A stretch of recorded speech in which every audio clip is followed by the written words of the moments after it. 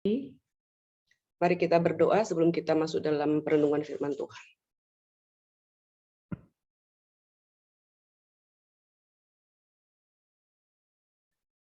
Bapak di surga, kami berterima kasih di dalam anugerah-Mu pada hari ini, pagi hari ini, Engkau sekali lagi memberikan kesempatan kepada kami untuk mengikuti chapel, walaupun melalui Zoom meeting. Kami berdoa ya Tuhan, agar kiranya Roh-Mu yang kudus menerangi pikiran kami yang gelap, agar kami dapat berpikir terang benderang. Roh-Mu yang kudus mencelikkan mata rohani kami yang buta, agar kami dapat melihat kemuliaan dan keagungan Tuhan. Roh Kudus membuka telinga rohani kami yang tuli, agar kami dapat mendengar dengan jelas dan melembutkan hati kami yang keras terhadap kebenaran firman Tuhan, agar ketika benih firman ditaburkan boleh jatuh di hati kami, bertumbuh berakar kuat ke bawah, bertumbuh menghasilkan buah berlimpah ke atas, buah-buah yang mempermuliakan Tuhan, buah-buah yang menyatakan perubahan karakter kami yang semakin serupa dengan Kristus. Kiranya Kristus ditinggikan, dipermuliakan dalam pemberitaan firman Tuhan pada pagi hari ini. Dengarlah doa kami dalam nama Tuhan kami Yesus Kristus, Tuhan dan Juru Selamat kami yang hidup. Kami berdoa dan bersyukur. Amin. Ya, hari ini kita akan melanjutkan topik dari chapel SMP ya, dari Katekismus Heidelberg, pertanyaan 78 sampai 79. Pertanyaan 78, jika demikian, apakah roti dan anggur itu menjadi tubuh dan darah Kristus yang sebenarnya? Jawabnya tidak. Tetapi sebagaimana air di dalam baptisan tidak berubah menjadi darah Kristus dan tidak pula pembersihan dari dosa itu sendiri, karena hanya sebagai tanda dan peneguhan ilahi akan pembersihan dosa itu, maka sama dengan roti di dalam perjanjian Tuhan tidak menjadi tubuh Kristus yang sebenarnya. Meskipun roti itu disebut sebagai tubuh Kristus sesuai natur dan properti dari sakramen-sakramen. Nah, dari pertanyaan ini lalu jawabannya sudah sangat jelas sekali ya. Jika demikian, apakah roti dan anggur itu menjadi, ya Bapak Ibu dan anak sekalian lihat kata-kata yang saya bedakan warnanya, menjadi tubuh dan darah Kristus yang sebenarnya. Jawabnya tidak. Ya, tidak berubah, hanya sebagai tanda. Ya. Nah, mari kita membuka bersama-sama dari Matius 26. Semua membuka Alkitabnya, Matius 26 ayat 26 sampai ayat yang ke-29. Saya minta satu anak membacakan untuk kita. Timothy Rianto, silakan dibacakan untuk kita Matius 26 ayat 26 sampai 29. Timothy 9b. Silakan Timothy.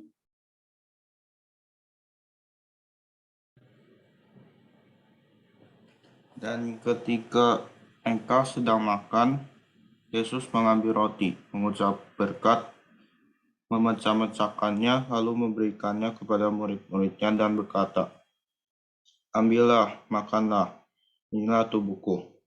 Sesudah itu ia mengambil cawan, mengucap syukur, lalu memberikannya kepada mereka dan berkata, minumlah kamu semua dari cawan ini. Sebab inilah darahku, darah perjanjian yang ditumpahkan bagi banyak orang untuk pengampunan dosa.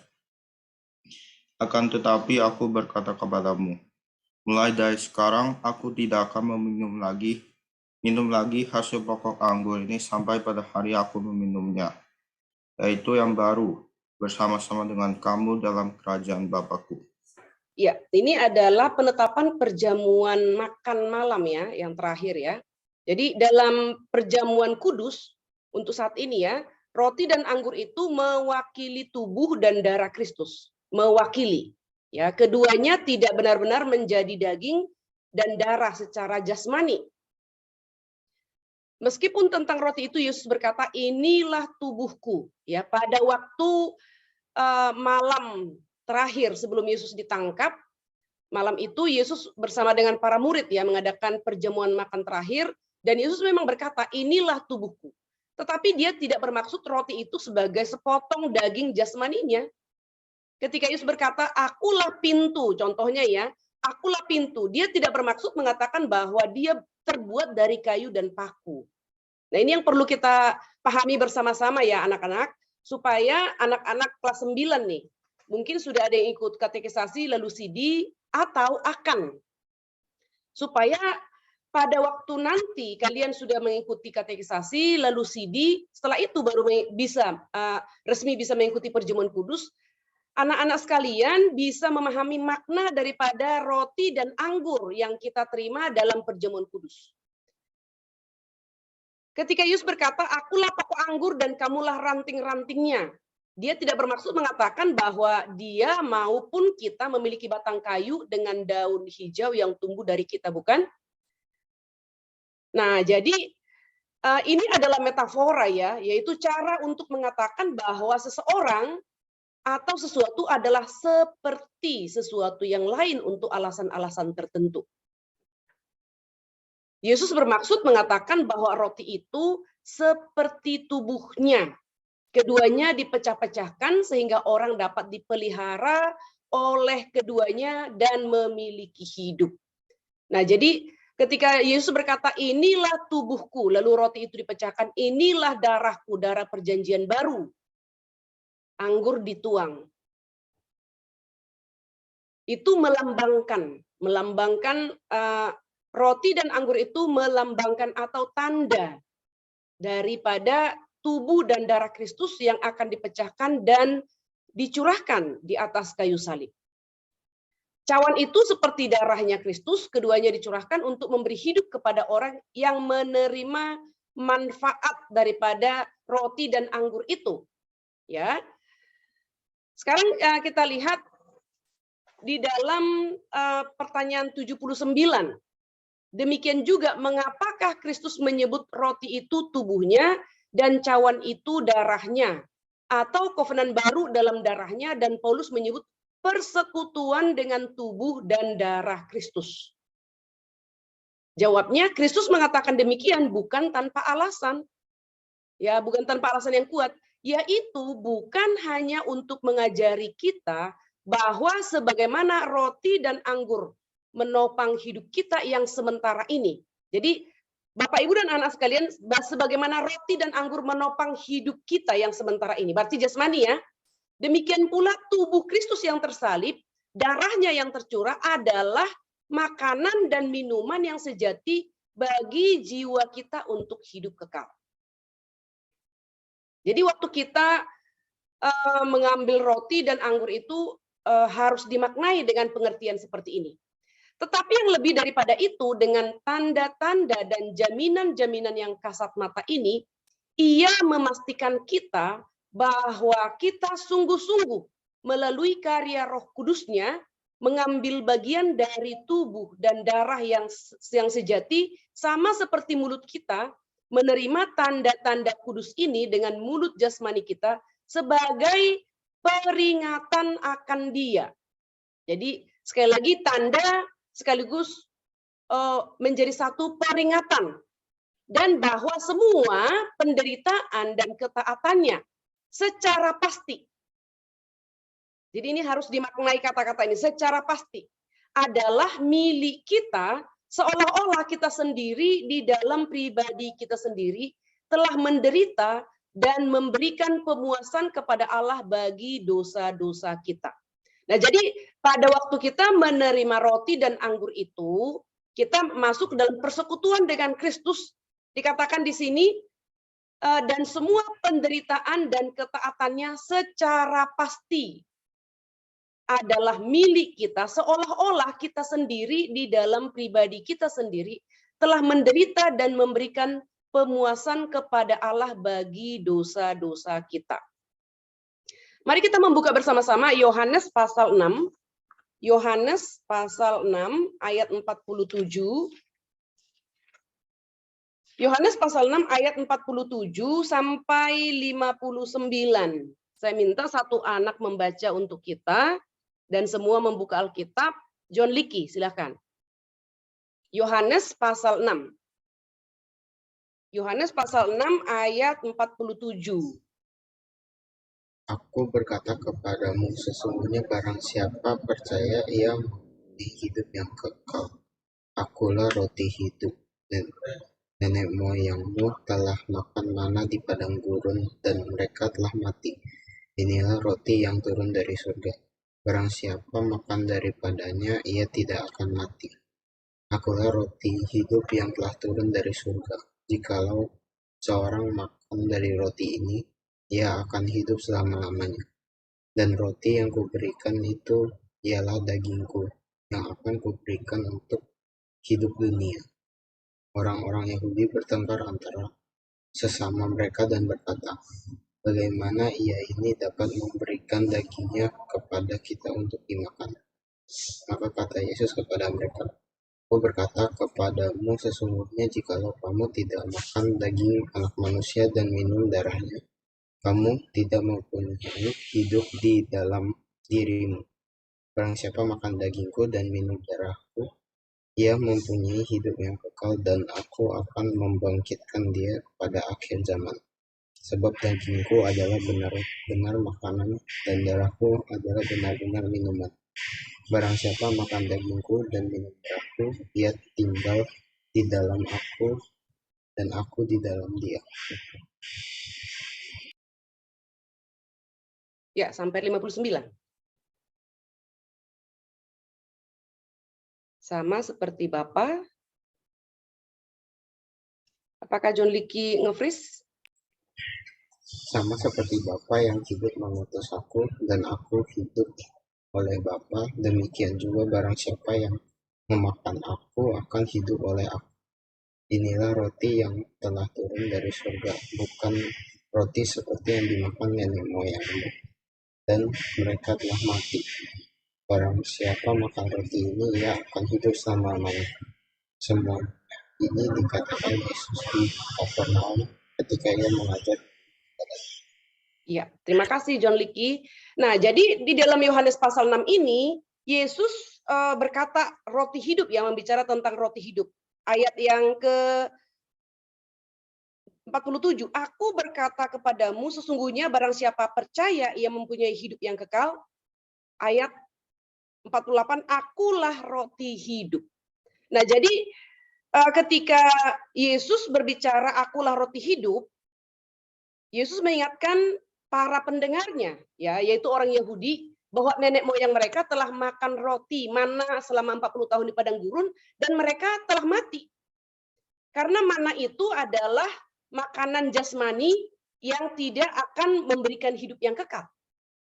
Tetapi Yesus berkata, setiap orang yang percaya kepadaku dan menerima dagingku yang dilambangkan dengan roti, menerima darahku yang dilambangkan dengan anggur, dikatakan engkau akan memperoleh hidup yang kekal.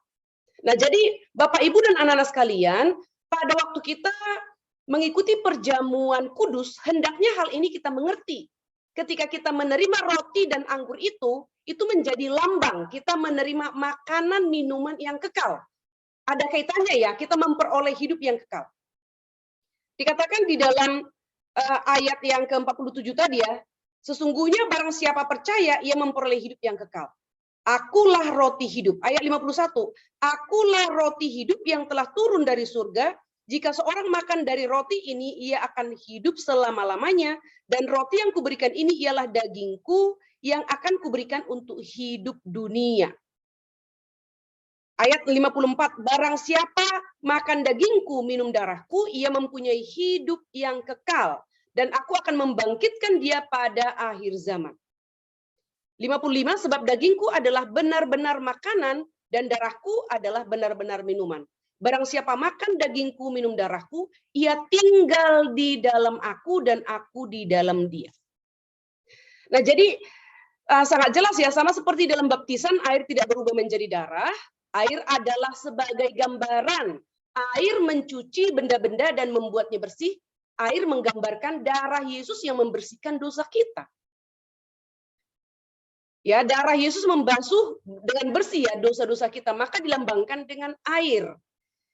Baptisan adalah sakramen Dan sakramen itu adalah tanda jasmani yang kelihatan mewakili hal rohani yang tidak kelihatan. Nah, demikianlah Bapak, Ibu, dan anak-anak sekalian, perjamuan kudus juga adalah sakramen, yaitu tanda jasmani yang kelihatan mewakili hal rohani yang tidak kelihatan. Dan itu berhubungan dengan hidup yang kekal, ya. Seperti yang dituliskan dalam Yohanes pasal 6 ayat 54, ya. Barang siapa makan dagingku, minum darahku, ia memperoleh hidup yang kekal. Dan aku akan membangkitkan dia pada akhir zaman. Jadi semua manusia akan mati, ya, karena upah dosa ialah maut. Tetapi Yesus yang sudah mati dan dikuburkan, bangkit naik ke surga, dia akan datang kembali. Ketika Yesus datang kembali, dia akan membangkitkan semua orang mati, baik yang dalam hidupnya percaya kepada Yesus maupun yang tidak percaya kepada Yesus.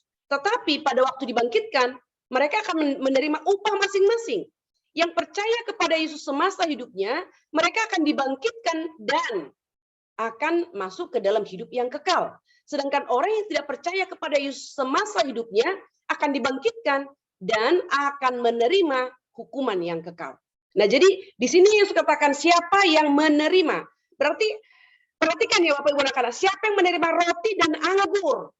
Di dalam katekisasi itu adalah waktu di mana anak-anak remaja mengikuti katekisasi lalu menyatakan iman. Maka dikatakan naisidi, peneguhan iman. Dan di sana diajarkan pengakuan iman rasul, ya. Aku percaya kepada Allah, Allah Tritunggal. Pernyataan iman. Kepada Allah Bapa, kepada Allah Anak, kepada Allah Roh Kudus. Khususnya kepada Allah Anak yang itu menyatakan iman, percaya kepada Allah Anak yang telah mati dan bangkit, naik ke surga, menyediakan tempat bagi setiap orang yang percaya.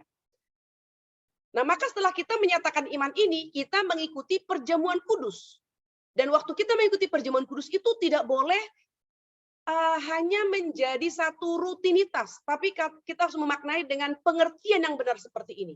Tanda itu mewakili hal rohani yang tidak kelihatan. Ketika seseorang dibaptis, itu menjadi satu tanda, ya. Memang baptisan tidak menyelamatkan, tapi itu menjadi tanda, menjadi simbol. Seorang dewasa yang dibaptis misalnya, tentu dia harus menyatakan iman terlebih dahulu. Dan baptisan itu menjadi tanda di mana darah Kristus membasuh dosa-dosanya. Baptisan anak itu adalah dengan iman orang tua tentunya. Tetapi anak yang dibaptis waktu kecil itu, dia harus mendengar firman, dan dia akan tentu saja di bawah bimbingan orang tua dan di bawah bimbingan gereja. Anak ini juga akan menyatakan imannya. Dia sudah secara simbol, dia sudah masuk ke dalam keluarga Allah, dan di dalam keluarga Allah dia dididik di dalam kebenaran firman Tuhan, dan iman yang sejati itu akan dikaruniakan pada waktu Tuhan. Karena setiap anak-anak berbeda, ya, saat kita menerima Yesus sebagai Tuhan dan Juru Selamat pribadi. Yang pasti adalah iman yang sejati timbul melalui pendengaran akan Injil Kristus. Maka anak-anak itu di bawah sekolah minggu, di rumah orang tua mengajar firman Tuhan, supaya iman anak itu ditimbulkan melalui pendengaran akan Injil Kristus. Nah, jadi anak-anak kelas 9, pastikan, ya, kamu sudah memiliki iman yang sejati. Walaupun kamu belum katekisasi, belum CD, tetapi kamu harus memastikan apakah kamu sudah percaya dari hatimu menerima Yesus sebagai Tuhan dan Juru Selamat pribadimu. Jadi lahir baru, ya, dilahirkan kembali. Karena baptis yang sudah kamu terima waktu kecil itu tidak menyelamatkan. Yang menyelamatkan itu adalah iman pribadimu kepada Kristus. Engkau menerima dia sebagai Tuhan dan Juru Selamat pribadi, dan ketika kamu katekisasi, CD, dan kamu mengikuti perjamuan kudus, kamu menerima roti dan anggur itu dengan iman. Kalau kamu belum dilahirkan kembali, lalu kamu ikut katekisasi di CD, lalu mengikuti perjamuan kudus, kamu tidak akan mampu, ya, kamu tidak akan mampu memaknai ketika kamu menerima roti dan anggur itu, memaknainya secara benar. Kamu hanya mengikuti itu sebagai satu ritual atau sebagai satu ya agenda gereja ya. Kalau seperti di GRII itu adalah triwulan kita mengadakan perjamuan kudus sekali 3 bulan. Kalau gereja mengadakan dan kita ketepatan ke gereja, ya kita mengambil roti dan anggur. Karena apa? Sudah memenuhi syarat. Tetapi kita tidak memaknainya dengan benar.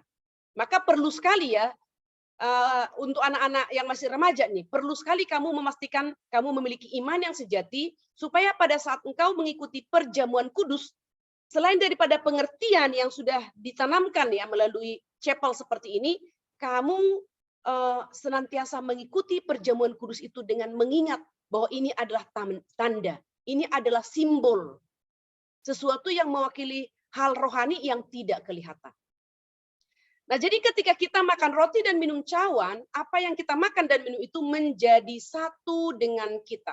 Roti dan anggur itu ya menjadi satu dengan kita. Itu tadi yang dikatakan, apa yang dialami oleh Kristus, penderitaannya, kita seolah-olah penderitaan itu di dalam diri kita sendiri kita alami. Tapi sebenarnya adalah yang mengalami itu adalah Kristus. Mungkin Bapak Ibu anak-anak pernah mendengarkan yang namanya imputasi, ya. Dosa kita diimputasikan kepada Kristus, kebenaran Kristus diimputasikan kepada kita. Jadi penderitaan Kristus itu menjadi seolah-olah kita yang mengalaminya. Kebenaran Kristus ada di dalam kita, seolah-olah kebenaran Kristus itu adalah kebenaran kita, itu diimputasi ganda. Nah, waktu di meja Tuhan, kita diyakinkan bahwa kita adalah satu dengan Kristus.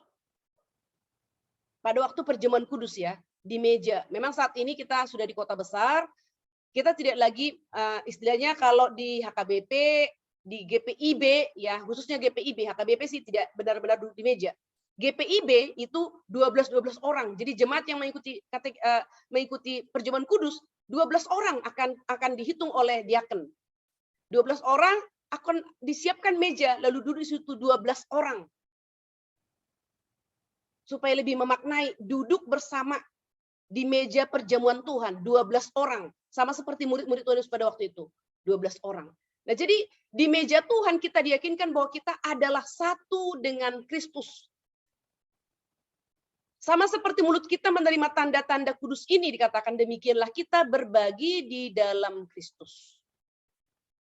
Nah, sekarang kita lihat di dalam 2 Korintus 5. Mari kita membuka bersama-sama 2 Korintus 5 ayat 14. Minta satu anak membacakan untuk kita.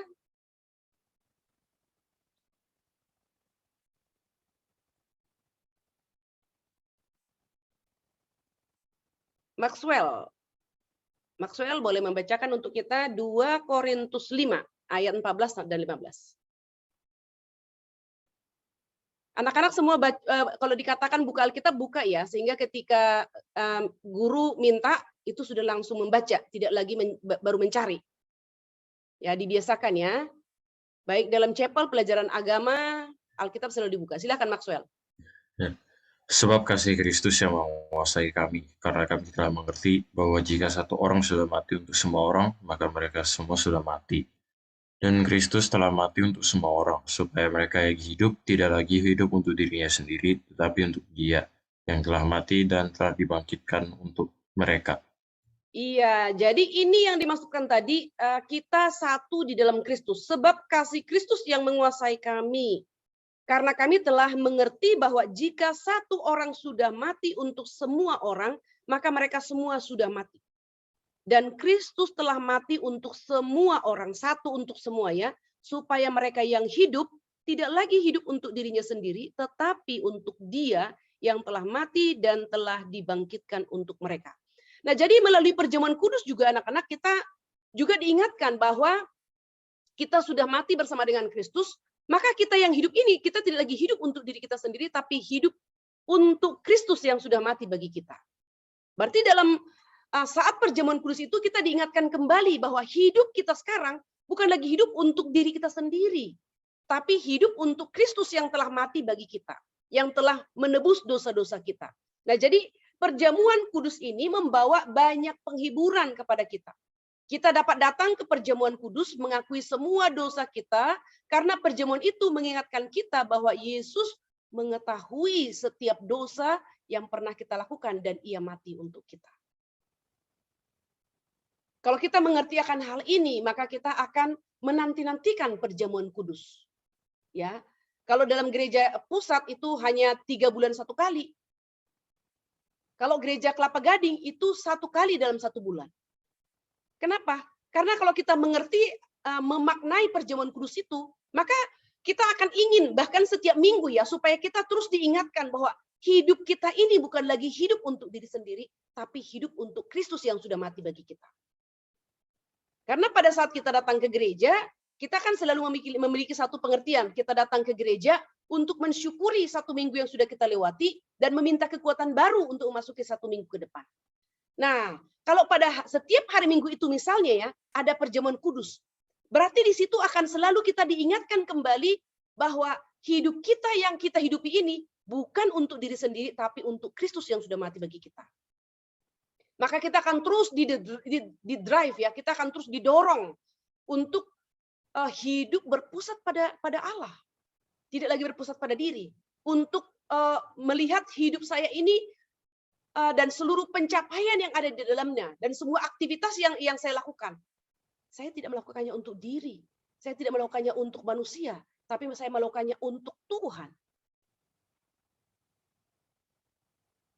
Nah, jadi ada gereja-gereja ya, ada gereja-gereja yang mengadakan perjamuan kudus ini 1 kali 1 bulan, 1 kali dalam 1 3 bulan. Dan memang itu ada pertimbangan-pertimbangan tersendirilah tentunya ya. Dan John Calvin sendiri setuju kalau perjamuan kudus itu diadakan setiap minggu, bukan setiap bulan gitu. Walaupun gereja-gereja di Jenewa pada waktu itu tidak mengadakan perjamuan kudus setiap minggu.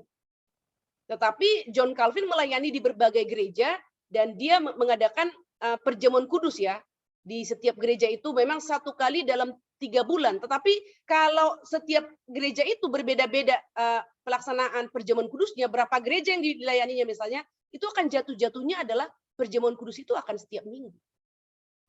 Dan itu menguatkan ya, itu menguatkan. Kalau kita mengikutinya dengan pengertian yang benar, itu akan menguatkan iman kita.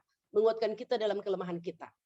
Nah, Yesus menanggungkan semua dosa kita kepadanya sendiri dan menderita serta mati di atas kayu salib. Perjamuan kudus mengingatkan kita bahwa semua penderitaan ketaatan Yesus secara pasti, nah ini secara pasti ya, adalah milik kita, seolah-olah kita sendirilah di dalam pribadi kita telah mandiri dan memberikan pemuasan kepada Allah bagi dosa-dosa kita. Ini tadi jawaban dari pertanyaan 79. Jadi semua penderitaan dan ketaatan Yesus Kristus secara pasti adalah milik kita.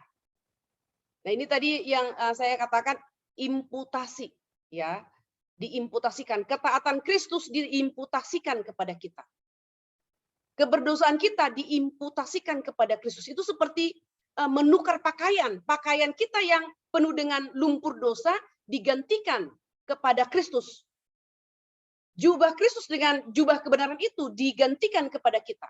Maka seolah-olah ketika kita mengenakan jubah kebenaran itu, secara pasti kebenaran itu menjadi milik kita sendiri dalam pribadi kita. Seolah-olah kita menjalankan hidup yang benar. Sedangkan Kristus yang mengenakan jubah dosa kita, seolah-olah Kristus yang berdosa, sehingga dia harus naik ke atas kayu salib, menanggung hukuman dosa. Nah, itu yang terjadi Bapak, Ibu, dan anak-anak sekalian. Supaya kita menghargai pengorbanan Kristus di atas kayu salib, ketika perjamuan kudus ya dilaksanakan, kita mengingat akan hal ini. Yesus naik ke atas kayu salib dengan mengenakan jubah dosa kita. Dan kita menerima roti dan anggur itu dengan memakaikan jubah kebenaran Kristus. Sehingga jangan lagi kita hidup di dalam dosa dan terus-menerus di dalam dosa. Mari kita memikirkan tentang penderitaan Kristus akibat dosa kita. Dia rela mengenakan jubah dosa kita, melepaskan jubah kebenarannya dan memberikannya kepada kita. Maka jangan lagi kita mencemarkan hidup kita yang sudah ditebus ini Jangan lagi kita bermain-main dengan hidup yang sudah dibenarkan ini. Mari kita berjuang hidup dengan benar. Mari kita berjuang berkarya demi kemuliaan Kristus yang telah mati di atas kayu salib. Kita dapat datang ke meja Tuhan berulang-ulang. Menyadari bahwa kita tidak harus menjadi layak untuk bisa berada di sana. Tetapi Yesuslah yang menjadikan kita layak. Bapak, Ibu, dan anak-anak bisa mengikuti ya. Kita bisa berulang-ulang datang ke dalam meja Tuhan. Menyadari bahwa kita tidak harus menjadi layak bisa berada di sana. Karena kita berdosa. Tetapi Yesus yang menjadikan kita layak, atau Yesus yang melayakkan kita dengan memberikan jubah kebenarannya kepada kita. Maka kita berani berulang-ulang datang ke dalam meja perjamuan Tuhan. Dalam perjamuan kudus kita menerima tanda-tanda, yaitu roti dan anggur sebagai peringatan akan Kristus, peringatan akan pengorbanannya di atas kayu salib. Nah, ini adalah tanda ya, tanda lalu lintas. Bapak, Ibu, dan anak sekalian tentu ya, khususnya kelas 9 pasti sudah banyak melakukan traveling, perjalanan. Kalau kita melakukan satu perjalanan, perbukitan misalnya, itu akan ada satu tanda. Ya, tanda itu sebenarnya menggambarkan satu situasi jauh di depan, betul nggak? Dengan tanda itu kita baru melihat tanda, belum satu realitas. Tetapi di balik tanda ini, di depan itu ada realitas. Nah, jadi hal yang sama mungkin terjadi dalam kaitannya dengan perjamuan Tuhan ya. Jika seseorang menerima perjamuan Tuhan tanpa mengingat dan mempercayai pengorbanan Tuhan, ia hanya menerima tanda itu dan mengakibatkan penghakiman atas dirinya. Mari kita membuka bersama-sama 1 Korintus 11. 1 Korintus 11 ayat 23 sampai ayat yang ke-26. Satu orang membaca untuk kita. Jasmili, silakan Jasmili. 1 Korintus 11 ayat 23 sampai 26. Sebab apa yang telah kuteruskan kepadamu telah kuterima dari Tuhan, yaitu bahwa Tuhan Yesus pada malam waktu ia diserahkan, mengambil roti dan sesudah itu ia mengucap syukur atasnya. Ia memecah-mecahkan dan berkata, "Inilah tubuhku yang diserahkan bagi kamu, perbuatlah ini menjadi peringatan akan aku." Demikian juga ia mengambil cawan sesudah makan, lalu berkata, "Cawan ini adalah perjanjian baru yang dimeteraikan oleh darahku. Perbuatlah ini setiap kali kamu meminumnya menjadi peringatan akan aku. Sebab setiap kali kamu makan roti ini dan minum cawan ini, kamu memberitakan kematian Tuhan sampai ia datang." Iya, terima kasih Jasmili. Nah, jadi sekali lagi kita diingatkan dari ayat ini bahwa pada saat kita mengikuti perjamuan kudus, berarti kita sedang menerima satu tanda. Bahkan dikatakan pada waktu kita menerima roti dan anggur itu, ayat 26 ya, sebab setiap kali kamu makan roti ini, minum cawan ini, kamu memberitakan kematian Tuhan sampai ia datang. Berarti pada waktu kita mengikuti perjamuan kudus, di situ kita sedang memberitakan Injil Tuhan. Injil adalah sesuatu peristiwa yang terjadi tentang Tuhan di masa lampau. Yaitu peristiwa, kalau khusus perjamuan kudus ini berarti peristiwa kematian. Kematian Kristus di atas kayu salib. Nah, jadi sekali lagi tanda adalah mewakili suatu realitas ya. Tetapi jika seorang yang mengingat dan mempercayai pengorbanan Tuhan, ia menerima tanda sakramen sekaligus realitas rohaninya. Ya, jadi sekali lagi Bapak, Ibu, dan anak-anak, baik sakramen ya, dua sakramen yang diperintahkan di dalam gereja Protestan, baik baptisan maupun perjamuan kudus, itu adalah satu tanda fisik mewakili realitas rohani, sesuatu yang tidak kelihatan, tetapi itu adalah sesuatu yang pasti, Seperti air membersihkan kotoran, demikianlah darah Kristus membersihkan kita. Seperti roti dan anggur meneguhkan, menguatkan tubuh jasmani kita. Demikian juga roti dan anggur yang diwakilkan oleh tubuh dan darah Kristus menopang kehidupan rohani kita sampai kepada kehidupan yang kekal. Inilah yang dimaksudkan agar tanda itu dikerjakan bagi kita. Allah ingin kita berbagian di dalam unsur-unsur jasmaniahnya, ya, jasmaniahnya. Tanda yang kelihatan diberikan untuk memastikan kepada kita akan realitas yang tidak kelihatan. Tanda yang kelihatan untuk memastikan ya kepada kita akan realitas yang tidak kelihatan. Mari kita melihat 1 Korintus 10 ayat yang ke-16. 1 Korintus 10 ayat ke-16. Saya akan membacakan untuk kita ya, 1 Korintus 10 ayat 16. Bukankah cawan pengucapan syukur yang atasnya kita ucapkan syukur adalah persekutuan dengan darah Kristus? Bukankah roti yang kita pecah-pecahkan adalah persekutuan dengan tubuh Kristus? Persekutuan itu berarti kita bersatu ya, persekutuan. Jadi kita ketika kita makan roti, perjamuan kudus mengambil bagian dalam tubuh Kristus. Ya, semua yang dia lakukan di dalam tubuhnya adalah milik kita. Semua yang dilakukan dalam tubuhnya adalah milik kita. Sepasti. Di mana tubuh jasmaninya berada sekarang, disitulah kita berada. Ya, tubuhnya adalah gereja. Dikumpulkan bersama kita pada saat kita makan dan minum, dan kita adalah anggota satu sama lain. Ketika kita minum dari cawan pada perjamuan kudus, kita mengambil bagian dalam darah Kristus. Perjamuan kudus meyakinkan umat Allah bahwa sumber pembersihan telah terbuka dan membersihkan kita dari dosa-dosa kita sepenuhnya. Amin. Mari kita berdoa bersama-sama.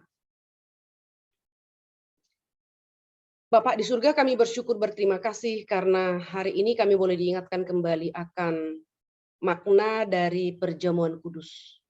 Kami bersyukur berterima kasih. Kami boleh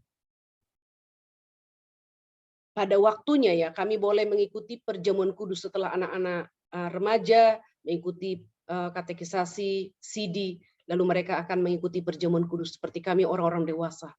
Dan kami bersyukur dengan perjamuan kudus itu, kami diingatkan kembali akan pengorbanan Kristus. Dan terus-menerus, saat kami menerima roti dan anggur, kami diingatkan lagi bahwa tanda, lambang yang kelihatan ini menunjukkan satu realitas rohani yang sepasti. Seperti air yang membaptiskan, demikianlah darah Kristus membersihkan kami dari segala dosa kami dengan pasti. Sebagaimana roti dan anggur meneguhkan tubuh jasmani ini, demikian juga tubuh dan darah Kristus yang telah dipecahkan dan dicurahkan, memberikan satu penopangan dalam kehidupan rohani kami sampai kepada kehidupan yang kekal. Kami sungguh bersyukur, kami berterima kasih, kami yang lemah dan terbatas ini diberikan satu tanda simbol agar kami boleh mengingat bagaimana dengan pasti tubuh dan darah Kristus menjadi satu jaminan bagi kami untuk memperoleh hidup yang kekal. Terima kasih Bapa, materaikanlah kebenaran ini di hati kami supaya pada saat kami, guru-guru yang sudah dewasa mengikuti perjamuan kudus, kami boleh memperhatikan akan hal ini. Dan ketika anak-anak kami sudah mengikuti katekisasi, CD, dan akan mulai menjadi jemaat yang bersama-sama dengan kami menerima roti dan anggur dalam perjamuan kudus. Seumur hidup mereka juga boleh mengingat akan hal ini dan memaknai setiap perjamuan kudus dengan benar. Sehingga kami boleh terus terpeliharakan dalam hidup yang suci dan kudus. Terima kasih Bapa, kami sekali lagi bersyukur berterima kasih untuk kebenaran yang boleh dibukakan pada hari ini. Dalam nama Tuhan kami Yesus Kristus kami berdoa dan bersyukur. Amin. Saya kembalikan kepada pemimpin pujian.